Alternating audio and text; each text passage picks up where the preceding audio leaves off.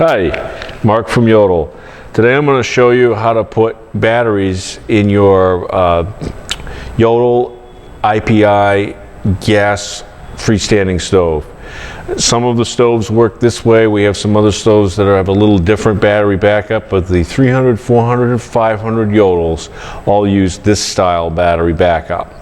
It's good to know that the batteries do not have to be in this system at all if AC power is present.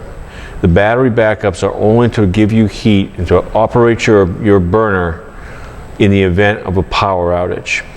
So to install batteries in a 300 or a 400 or a 500 is really very, very simple.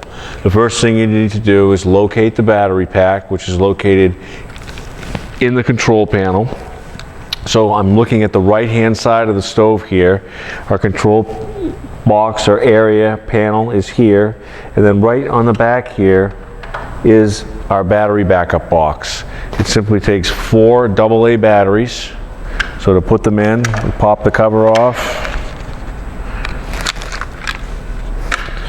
put in our 4 batteries.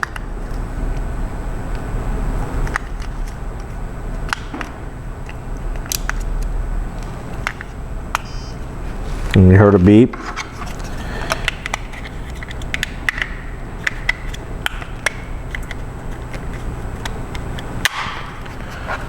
Replace our battery pack,